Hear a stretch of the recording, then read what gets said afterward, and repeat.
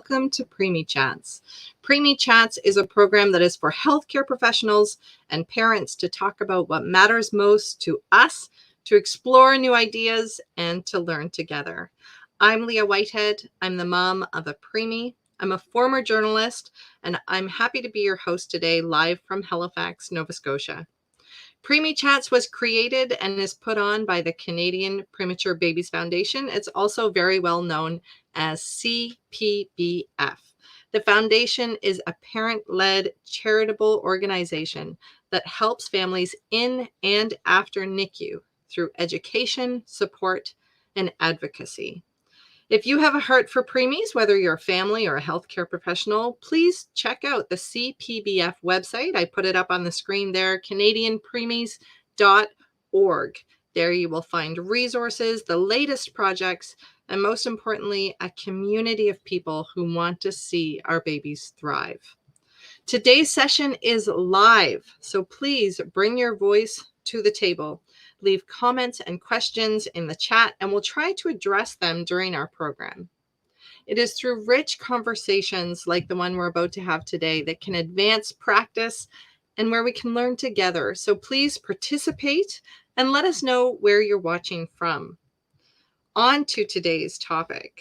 We're taking a deeper dive into what happens to breastfeeding NICU babies after they're discharged. So we know that the breastfeeding journey starts in NICU and that NICUs report strong breast milk initiation rates, which is great because we know that breast milk is the best nutrition for our preemies. But what happens after discharge? Sadly, many mothers stop breastfeeding shortly after the NICU. Today, we're going to be talking about strategies to help families progress toward their goal of breastfeeding. And to lead this important discussion, we have Karen Lasby. Karen started in NICU as a bedside nurse, and over the course of the past 40 years, she's been in a number of impressive roles as she became an expert in the support of premature babies and their families after NICU discharge. Karen has made presentations locally, nationally, and internationally, and she has written and taught online courses to educate nurses about how to care for babies in the NICU. She has also been a research co-investigator and has published articles related to premature babies, and she served on the executive boards of the Canadian and International Associations for Neonatal Nurses. Karen, with her colleague Tammy Sharrow, co-authored an essential book for parents of premature babies titled Preemie Care, a guide to navigate the first year with your premature baby. And Karen joins us today. Thank you for being here with us. Oh, very pleased to be here.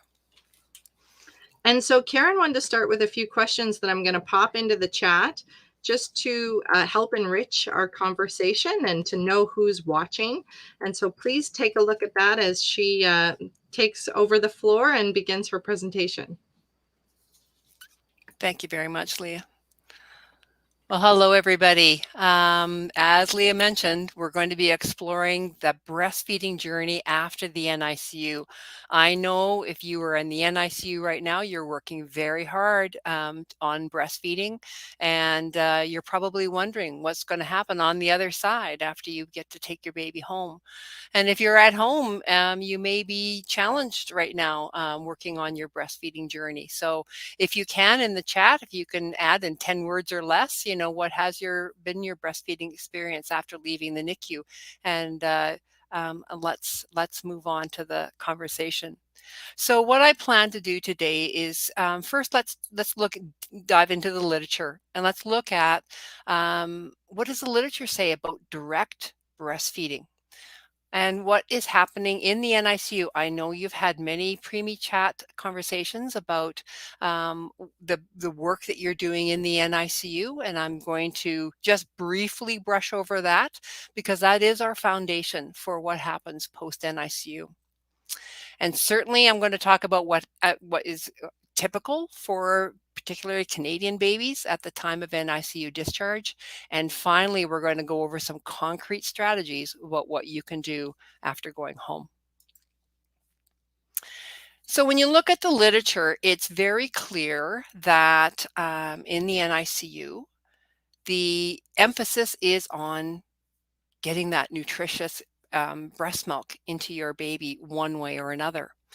And so it's very easy to find research talking about initiation rates, which meaning how many babies are on breast milk in any amount, drops or maybe 100%.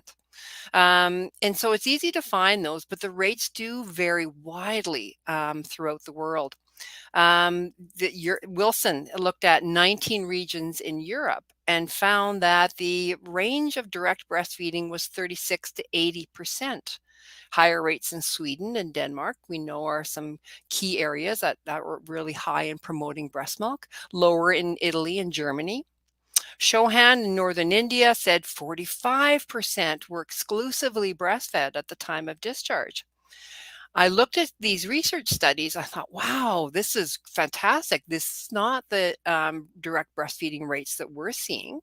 What are they doing? I need to learn about that. But when you dive into their research, what you find out is their definition of exclusive breastfeeding means direct breastfeeding or any other means of getting breast milk into your baby. It might be tube, it might be cup, it might be bottle, might be drops. And so that is a very broad definition of what exclusive breastfeeding is.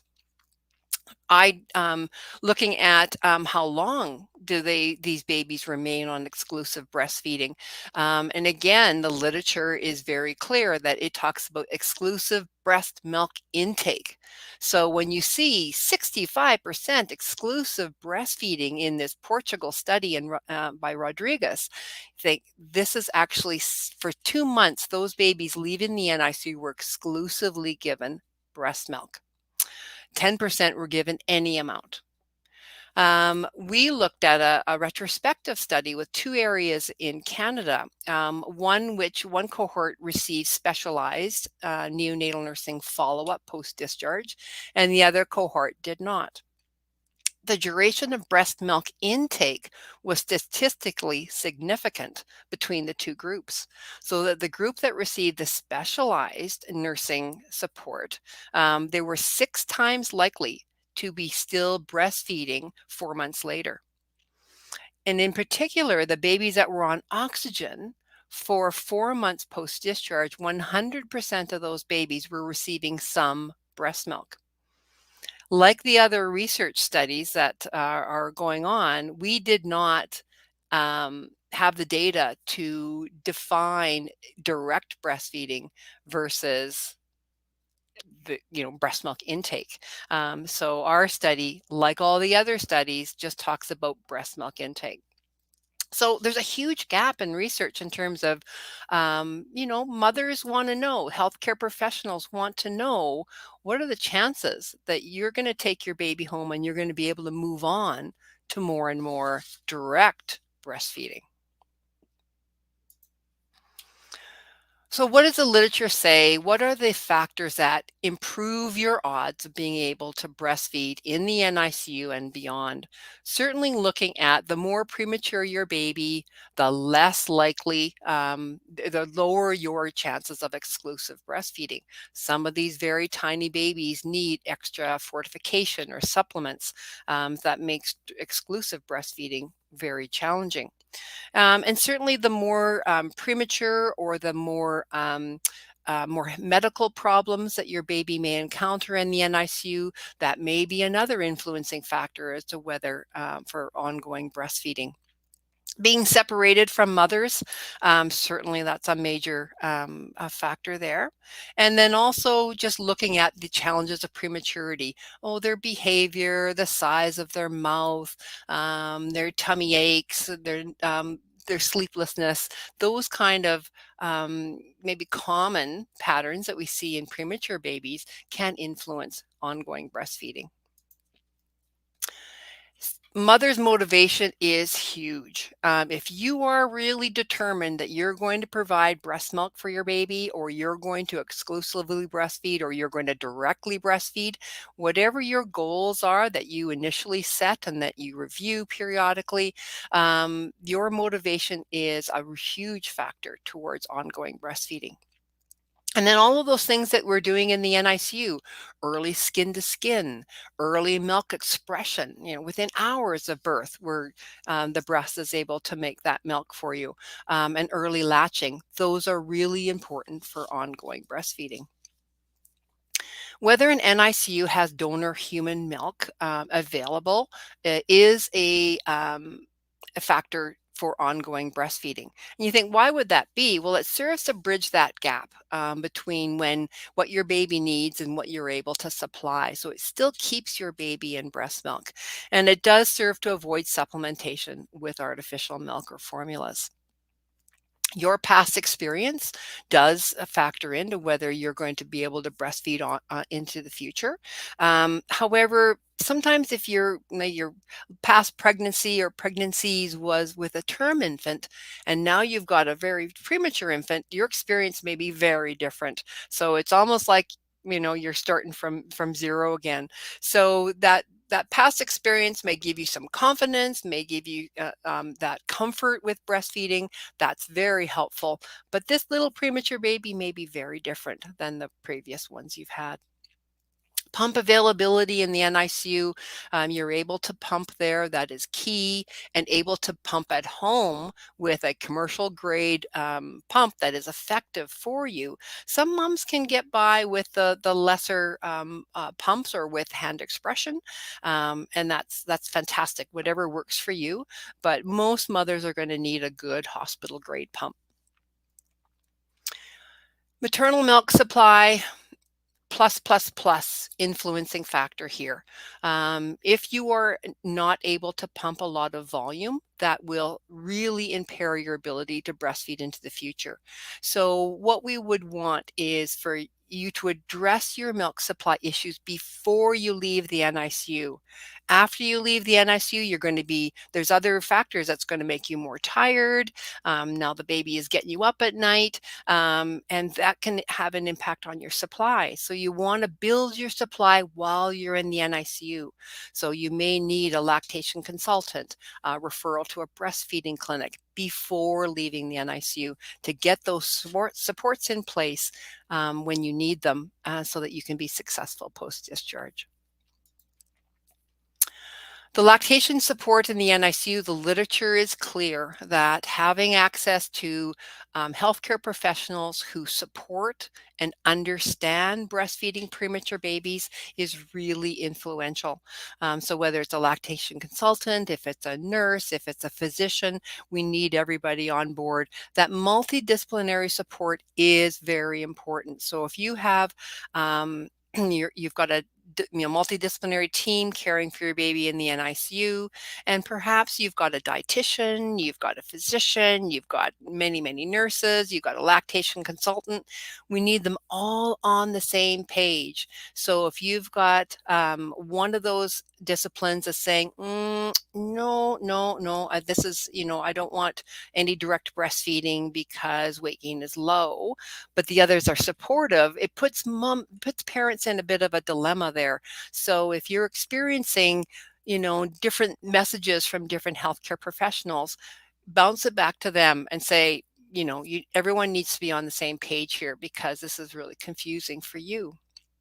And similarly, post-discharge, if you've got a pediatrician saying one thing, a family doctor saying another thing, a community health nurse saying something else, that's really confusing. And so you need, to advocate for yourself and say, hold on here, I need a consistent message.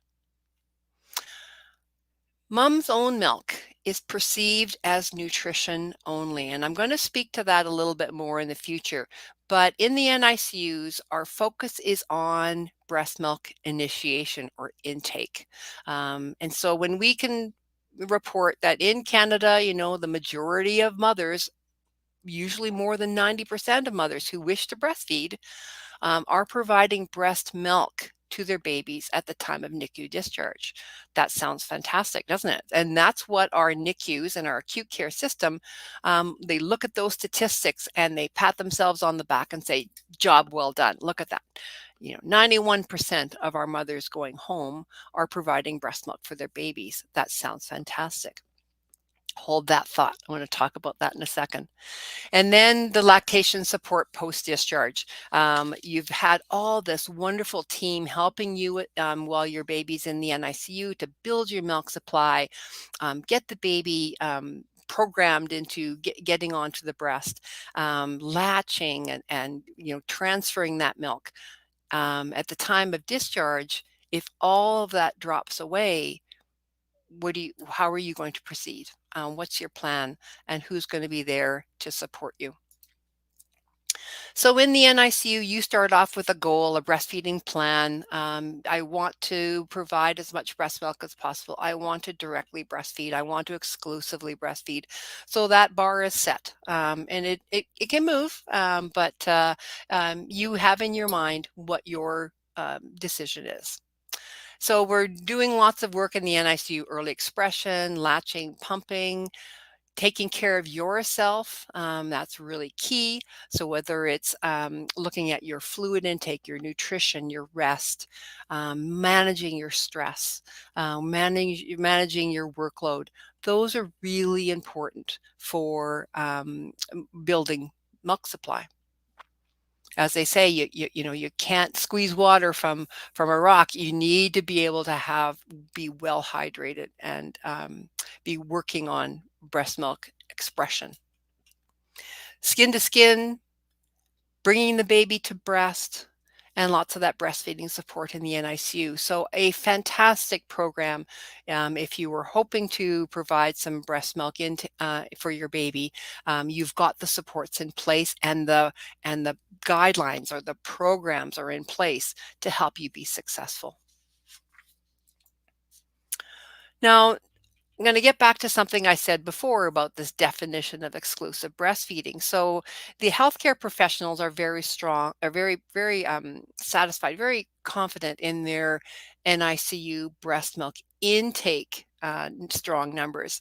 And that's because they're focusing on this beautiful fluid breast milk as a perfect source of nutrition for your baby. So when they report that in excess of 90% of mothers are providing breast milk for their babies, this looks really good in terms of their breast milk program. Again, that exclusive breastfeeding, though, is any way of getting it into your baby. So what they have done is they have separated exclusive breastfeeding into two facets, one being a perfect source of nutrition, and then secondly being direct breastfeeding. And many of you mothers in the NICU might be experiencing that right now, is that you are simply a milk provider, that you are providing this wonderful breast milk, but in fact, you're not able to work a lot on direct breastfeeding with your baby. And that may be challenging for you. So mothers in studies say that they receive strong encouragement for milk production and less support for direct breastfeeding, leaving the mothers to feel that they are just milk makers. So are you feeling like a milk maker? Because that's really common feeling among mothers of babies in the NICU.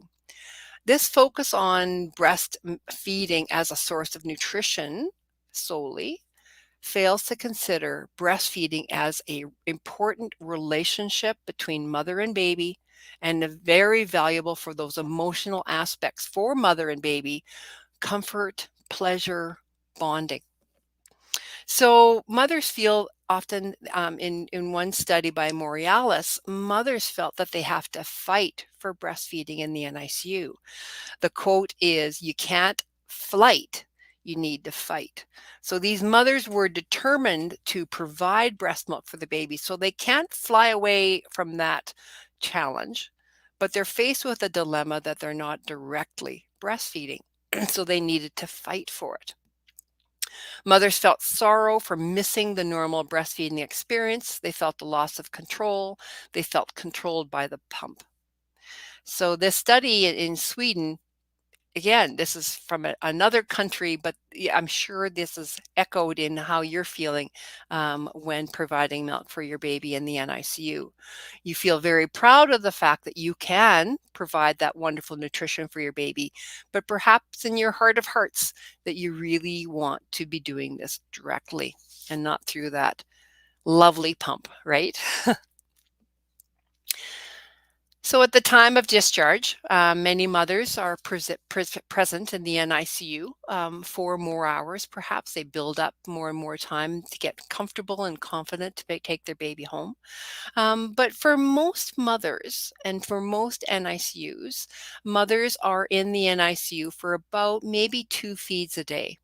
So that's only an opportunity to breastfeed twice. So that is a really common discharge plan. Breastfeed twice, provide breast milk or fortification or formula, whatever, in another fashion, whether that be by tube or by bottle or by cup. So for families who are able to stay in the NICU for 24 hours a day, this gives much more opportunities for direct breastfeeding. And this is particularly helpful near discharge. Unfortunately, at the time of discharge, I have noticed a pattern where the focus shifts away from direct breastfeeding to, let's say, bottle feeding. And that happens for one of two reasons, and maybe a combination. One is maybe the family says, I just want to get my baby home. So let's just focus on the bottle feeding where we can see those numbers and that volume going in, and I'll take my baby home and I'll figure out the breastfeeding down the road. And that's really a common way that mothers will comment. And let me caution you about that line of thinking. Restarting direct breastfeeding can be challenging for you post discharge when you're at home, unless you've got good lactation consult support. If you do, yes, you'll be able to kickstart that back in, but you don't want to, pull back too far. It's like you're learning to play a musical instrument and you're just going to leave it for a month. I'm just really tired of learning the piano there. I'm going to take a break, but I'm going to definitely make some steps backwards as I restart getting back on the piano. Same thing for our babies. Now, most of the time, the reason for focusing more on non-direct breastfeeding, so bottle perhaps, is that the healthcare team kind of shifts that again because it's easy for them to look at the numbers. It's hard to know how much the baby's taking from the breast. So weight gain and intake become kind of the focus in order to facilitate your baby out of the NICU. So that may speed up discharge, but on the other hand, mothers tell us this is very frustrating. I did a quality improvement project just recently with a colleague who we looked at 4 mothers who took their babies home tube feeding, and they all wanted to directly breastfeed. And they all found this time in the 1 week leading up to discharge extremely frustrating because the focus definitely shifted away from direct breastfeeding as they focused on bottle feeding and topping up by nasogastric tube. So regardless of whose idea it is to shift away from direct breastfeeding, breastfeeding is still often overlooked at the time of discharge.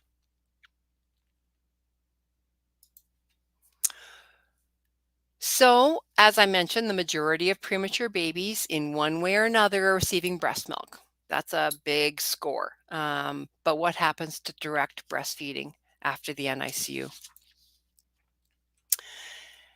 And this study by Erickson in Sweden shows that for mothers of premature babies, they feel like they've been thrown into a lottery, and their breastfeeding success depended upon the type of support that they were able to receive post discharge.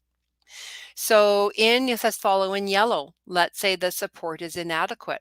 Maybe they lived in an area that didn't have a breastfeeding clinic or access to breastfeeding lactation consultants or people with experience helping mothers breastfeed premature babies. So inadequate support will diminish the mother's breastfeeding efforts, whether the baby's term or preterm. It's the same. The literature is full of term research studies, term infant research studies, where mothers said they didn't have the help and they just had to abandon breastfeeding. So we want to definitely have support that is appropriate for you as a mother of a premature baby. We want you to feel supported. We want the healthcare professional to be sensitive to the emotional component about breastfeeding. Want them to be knowledgeable and to have that continuity of care, not just a one-shot appointment with you. Now, if you move up into the green area, the mothers, again, they hit the jackpot on this lottery and they've got great support in the NICU. And perhaps that was set up prior to leaving the NICU, which is also really helpful. So these mothers felt that they had genuine support. They felt that they were responsive, so that they had issues came up, they could get those questions and concerns addressed quickly. They felt respected. They felt that the healthcare providers were sensitive to their breastfeeding situations. They felt that the care was proactive, helpful, hopeful, and also practical. So that those tips that are really meant to kind of really help. So we all want to fall into the green area, right? So what do mothers really need after the NICU to help them progress towards their goal of direct breastfeeding? Well, they need the healthcare team to be on board and to have a vision for moving towards direct breastfeeding and practical strategies. So the first thing you're going to do after you go home and ongoing is to constantly revisit your plan or your goal. Is it realistic? Now that you're home, do you still want to advance? Are you happy where you are? What is your goal now? You may have thought, oh, I want to do just, get the breastfeeding, get breast milk going. Maybe you've changed your hope. And is your milk supply still okay? Again, because of the stresses of taking a baby home, you're going to be more tired and you may forget to eat and sleep and all that. So if your supply is less than 500 mils, please get some help and do that as soon as possible. We want you to look at a short-term plan. The NICU plan is very short-term. Within 3 to 4 days, that NICU plan is now out of date. And so let's say for the first little while, the NICU plan was you're going to put the baby directly to breast twice a day, and the rest of the feeds you're going to bottle feed or tube feed. So maintain that for a little while. Get the baby settled in at home. Don't make any rapid changes. Let's just climatize everybody to getting home. And my suggestion is for you to add playtime. So if your hope is to directly breastfeed your baby more, I suggest that you add 1 to 5 minutes of playtime every feeding. Or as maybe you want to direct breastfeed for 6 out of 8. So they're going to put the baby on, and the focus is, I want you to put it in your mind that this is playtime, practice time. We're not looking at nutritive sucking, but we're going to help the baby latch and to learn about the breast. So it's like learning again to play that piano. I'm just going to get on and tinker a little bit and have fun, and then I'm going to move on. But I'm going to do it short little periods. So I'm not going to say I'm going to breastfeed 20 to 30 minutes, every feed. No, we're going to build slowly. So again, get that in your mind that this is playtime. So maybe the bottle is warming up, or the formula, the fortified breast milk, whatever it's in the bottle is warming up, and you're going to give it later after a little bit of playtime. And you can do that playtime anytime. If you're going to reach for a soother to calm your baby after a diaper change, put the baby on the breast for 1 to 5 minutes. But again, we're just going to kind of really slowly introduce this. Then we're going to work on transfer. So in that playtime, you need to, focus. You need to increase your flow with some compression on the side of the breast like that. Do you need to lay back because your flow is too much? Do you need to pump a little bit before because the flow is too much for your baby? So work with your expert, whether it be in the community, to help you with increasing or decreasing your flow, so that the baby can get as much as they need and appropriately. And then the fifth action plan on this slide is optimize latch. So you're doing all this playtime and you might notice, your nipples are getting a little bit sore. And that's because your baby is latching as if it wasn't a bottle. It's pretty easy to kind of slip a bottle into a baby's mouth because the bottle is firm. And if your baby is used to that, then they think they can do it at the breast. So we need to wait for this open gape, whether it's for the bottle or for the breast. So if dad's doing bottles, grandma's doing bottles, you got to say, wait, wait, wait, tickle, tickle, tickle, wait for that open gate because that's going to help breastfeeding. So no more slipping in that bottle. Wait, wait, wait for that big mouth. And sometimes babies go, big open mouth and say, yes, now you can latch on. So that open gate will really help a lot. I hear a lot of moms complaining about sore nipples after we start this breastfeeding play because they're not used to having the baby at the breast that frequently. So it's really important when we look at the overall action plan is that we focus on practice.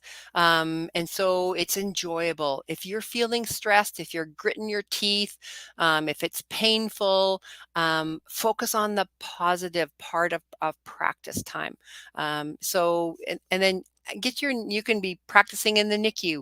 You could be doing this definitely when you get home and you've got more time and you're in your PJs and you're just comfortable and the baby, you're doing skin to skin and the baby's kind of rooting around there, slide them down for a little bit of playtime. I'm starting off with 1 to 5 minutes of playtime any time of day. And that playtime can be between feeds or at the beginning of a feed. If our baby's too hungry, say, okay, how about 5 mils from the bottle and then let's do some more playtime. And it's just really programming your baby to get at the breast. If you want your baby to feed, you got to get him in the kitchen, and the kitchen is at your breast. Moving on to the second part of my action plan. You need to pump. Sorry, you wanted better news than that, but you're going to have to keep pumping until your baby starts learning to transfer the milk from your breast effectively. And there's no doubt that pumping, breastfeeding, and bottle feeding is exhausting.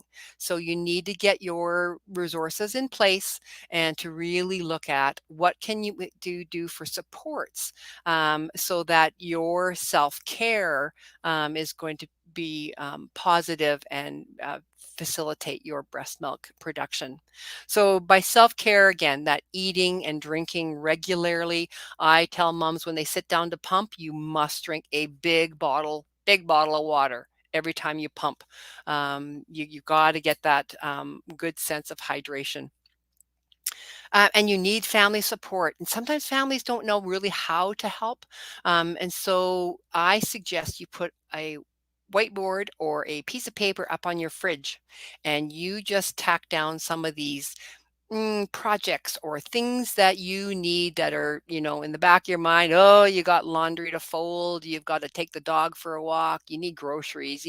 Someone's got to do a run to Costco. So you put those up on the list. So you cut the lawn, you name it.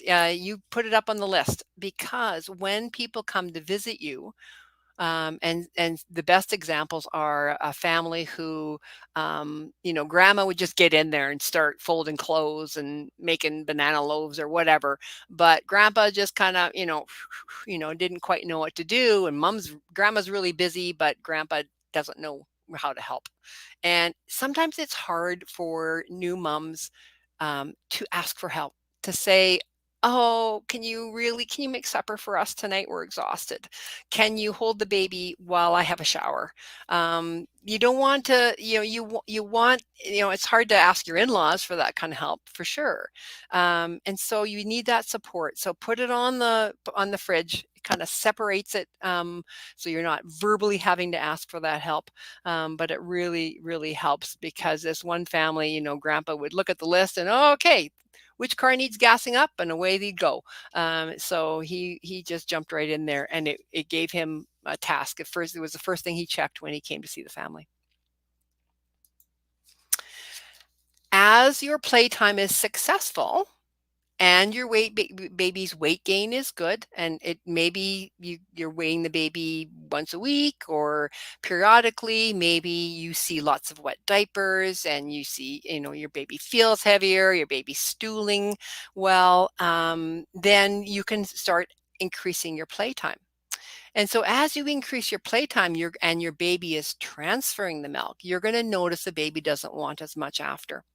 And so that's when now the subjective part comes. Well, I don't know how much to give my baby after. They just breastfed fairly well for 10 minutes. Do I give half a feed, a third, 2/3? And there is no magic rule for that. You've got to go with your gut and say, well, that was a really good breastfeed, or no, I was just kind of playing around for 10 minutes. And so I'm going to give 2/3 of a feed or third of a feed. And it's just guesswork. And so sometimes those regular weights can really help.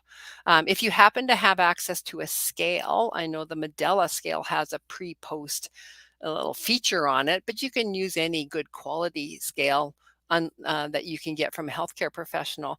It can be a confidence booster to do test weighing, especially when your baby is breastfeeding really well and your baby doesn't really want to have 20, 30 mils afterward. Test weighing can be a confidence booster, or it can say, no, he still needs that 20 mils after. But you know what? Periodic weights, like once a week, will tell you that same information. If your baby's waking up after you breastfed, you topped up with whatever you think your baby needs, and your baby wakes up in an hour and a half, it's either a growth spurt or your baby didn't quite have enough. So they kind of fool us and they go through the motions. They look like they're directly breastfeeding well, but maybe they're not quite transferring as much as we think. Monitoring their progress, looking at hunger cues. Again, if they wake up sooner, they maybe need a little bit more, or maybe you can help with the transfer from the breast. How are you make a plan for how you're going to monitor. So before you take your baby home, have a plan. Where can I get weights for my baby? You may not want to be going into your doctor's office because sick people go there. So is there a community health clinic or an area where they say do vaccinations where you have access to that scale, or can you borrow a scale or be loaned a scale? And can't emphasize enough, you need that support. You need that support so that you can continually grow, continually make progress, continually troubleshoot. Like, oh, this doesn't feel right. What about a different position? What about laid back nursing? What can you do to make this more successful? So I mentioned this quality improvement study that we did. We looked at 4 mothers. They all had great milk supply. They were all producing over 500 mils per day at the time of discharge. Some of them were bottle feeding like as little as 5 mils by bottle, and the rest of it was by tube. All 4 of those mothers went on to exclusive breastfeeding, if not at 4 months later, by 6 to 8 months later. And some of these mothers breastfed for years. Amazing story. And as a healthcare provider, caring for a family, going home with bottle and tube feeding and with the hope of breastfeeding, to be honest, I would have had less hope. But now, working where I do and seeing what I see post discharge, I have hope. But it's work, but you need that support. So by all means, reach out and figure that out before you leave the NICU. If you have a breastfeeding clinic in your area or a lactation consultant, call them and find out if they have any breastfeeding experience for babies who are preterm. So in summary, I want to leave some time for questions. Really important to build that milk supply. When your baby is ready and you're able to do some breastfeeding post discharge and you don't have the reward of a good milk supply, your baby will get frustrated, and then it's just going to cycle into being frustrated for you. So get that milk supply up. So if your milk supply is under 500 mils, and that is, that then make sure you're getting that addressed and you're taking care of yourself, so that you can to produce that milk. Advocate for yourself in the NICU and post discharge. You need support. You need a team on board who are all speaking the same language, and all of them need to understand what your breastfeeding goals are. Make sure you've got a plan. So if you're not doing direct breastfeeding at the time of discharge, make sure you talk to your team and say, what is my plan moving forward for getting the baby onto the breast? Get their advice before you get home. With that NICU plan, remember it's only good for 3 to 4 days. So what then? If you're not going to see a healthcare professional for 2 weeks after discharge, now, how do you progress? You don't want to stay stuck. You don't want to stay in frustration. How do you move forward? You need your team in place. Add that playtime. This is the very successful strategy. If you want to breastfeed, you got to get the baby in the kitchen, get them onto the breast, but playtime. So the emphasis is not really on nutritive swallowing lots. It's practice, practice, practice, so that as that improves and you are confident their weight gain looks good, then you'll be able to just progress forward and drop those top ups. And while you're at home, protect your supply. Again, there's no doubt it's overwhelming. The triple pumping, triple feeding, just being exhausted, now thinking about the family and all the things that are going on around the house and things to do, and that you need to protect your supply so you can be successful. So I lost my mouse. There it is. All right. So I'm happy to take any questions. I see we've got a couple comments here. That's awesome. But if anybody wants to open up for questions, I'm ready. Thank you so much for that presentation. It was I'm like madly taking notes as you're talking because those strategies were so good, and some of them I had never heard before. Yeah. So really incredible, good information in there for everybody, I think. I will Yes. pop up these comments just so that we can take a look. We got one from Amali who said she's watching from Edmonton, and her tiny baby now is already 4 months old and likes to drink mom milk more than before. I'm giving her breast milk with my love. Oh, I love that. Yeah. I can see her growing lovely. And just, I think that speaks to the attachment that you were talking about when it becomes less of, you know, Yeah. so Yeah. many parents make that comment of, well, I just feel like a cow who's being milked, Exactly. like Exactly. instead Yep. of this journey that it's supposed to be. Yeah. Yep. And so you need get your plan in place. And I know I love the fact, likes to drink milk more. That's just music to mom's ears, right? And those Hmm. 4 mothers that I spoke of in this quality improvement project, they all said in the NICU, they remembered that their babies had a preference for breastfeeding, but that was stifled by the team in efforts to get the baby out Hmm. of the NICU, Hmm. get them home. So these mothers knew that their babies enjoyed breastfeeding, and they finally were able to act on it after discharge.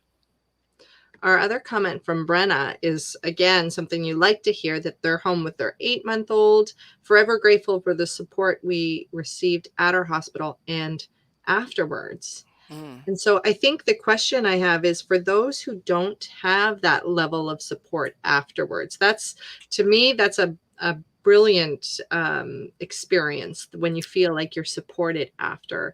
But how can people seek out resources in their community if they get home and feel that kind of, a lot of parents say they feel that feeling of abandonment almost because they have this Mhm. great strong team and then they go home and there's nobody. Yes, absolutely. I remember saying goodbye to families in the NICU, and they're happy, but they're scared that, it took a team to look after their baby yesterday, and now it's just the family, and not having that sounding board, to troubleshoot with, and what, look at this, is this okay, and to know what those common patterns are that premature babies exhibit, and to be able to feel confident that your baby is well and thriving.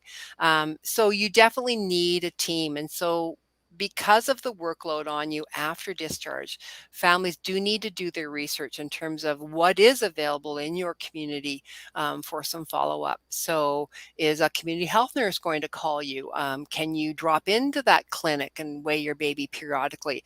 Do you have a pediatrician, a family doctor? You need to have those resources in place, because you don't want to rely on emergency departments and drop-in clinics. You need to have your to find out who you can call. Who can you call in 3 in the morning? Do you have a healthcare system, like an early start program or health link or something like that, that you can call in 3 in the morning, so for that advice?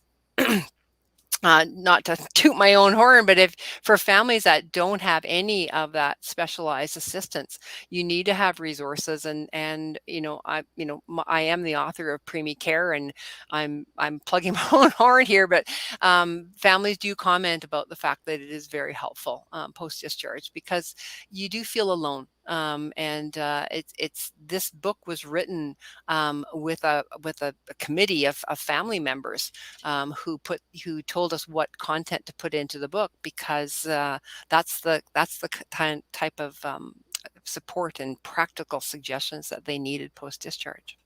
And where can people find this book, Karen?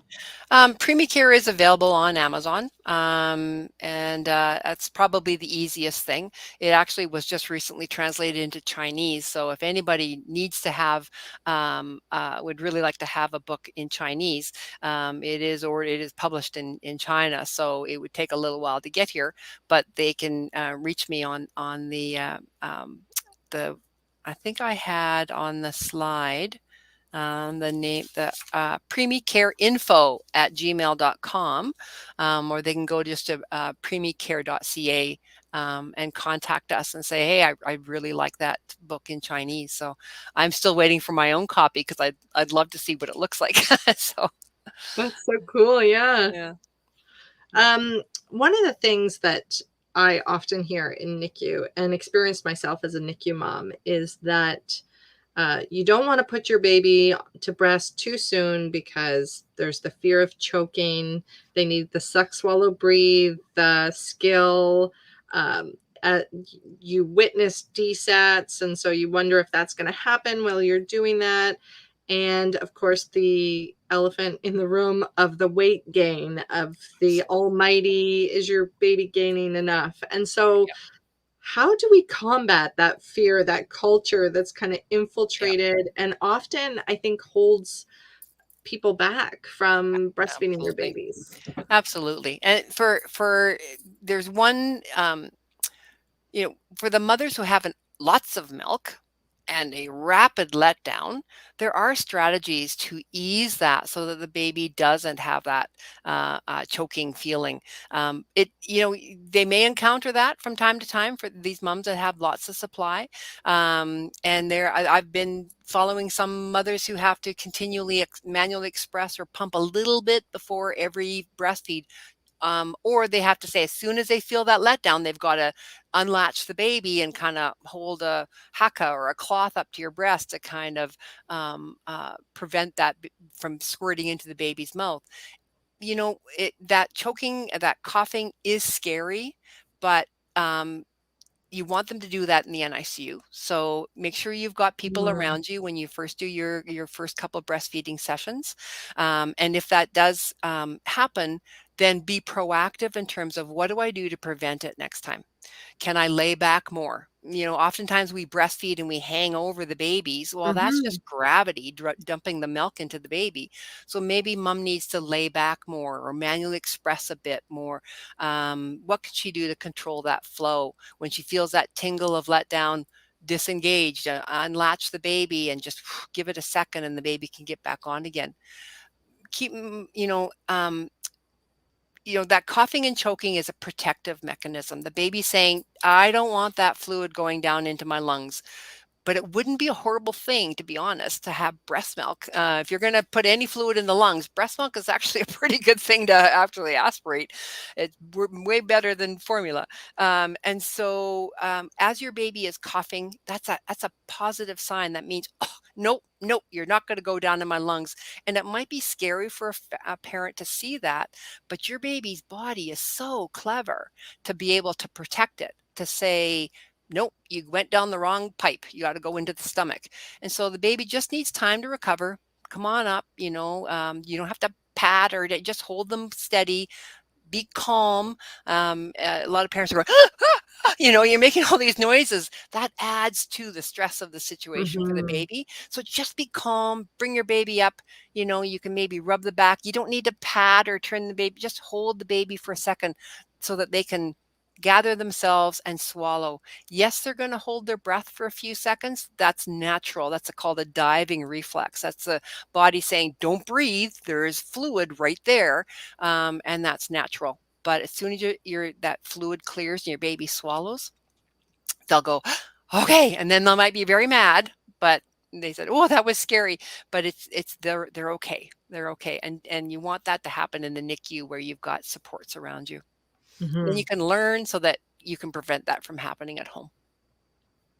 The other thing that you talked about that amazed me is, I think it was in reference to the 4 moms you were following, and you had said that 6 to 8 months post-discharge, they Exclusive. started exclusive breastfeeding or were then Yep. exclusively breastfeeding with their babies, Yep. and that to me, you know, so many of us get to a point of frustration where it's just like, this is never going to happen.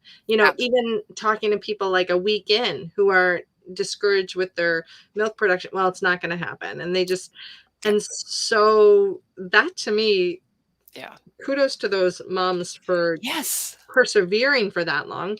But what advice do you have for people who are at that point now of like, do I keep going? How long do I go on with this? Yes, yes. These 4 mothers, one of the babies was 550 grams. Wow. So these were the babies that, again, in my healthcare role, I would have thought, yeah, that's probably not going to happen, but you're going to be able to give breast milk. Yay. So Right. and, looking at that nutrition element, but there's no doubt that the journey is challenging. And that's why, I had all those practical set suggestions about you got to get supports in place. And, if grandma's making a meal, can she make a double and freeze part of it? So you've got those nutrition supports for you. You need that help. You can't do this alone. And you need to have partners, husbands, partners, family members who are in support of your goals. One of the mothers in that qualitative study, her sister said, clearly this is a lot of work for you. Why don't you just pump and give the Mm, baby milk that way? Like, this is way too much work. Or you've had your baby home for 3 months already. Isn't that good enough? Like that kind, and right. they're doing this out of love. They Mhm. see the work that it takes. But these mothers said, well, it made them bristle a little bit, saying that's not really, I want you just to be my cheerleader and be in my court for this. But so, work on your milk supply. It is a long journey. But if you've got that help to give you weekly progress reports or every 2 weeks progress reports in terms of, this is your goal for the next couple of weeks. We're going to increase play time to 10 minutes. We're going to start dropping down that top up. Let's just see about the weight gain and in a couple of weeks. If you have those kind of short-term targets, it kind of makes the journey a little bit more manageable than going, I'm only breastfeeding once a day for 20 minutes, and Mhm. I don't know how I'm going to get going. And some moms think that, okay, that 20 minutes is going well. Great. I'm going to try 2 tomorrow. And when that goes well, then I'll go to 3.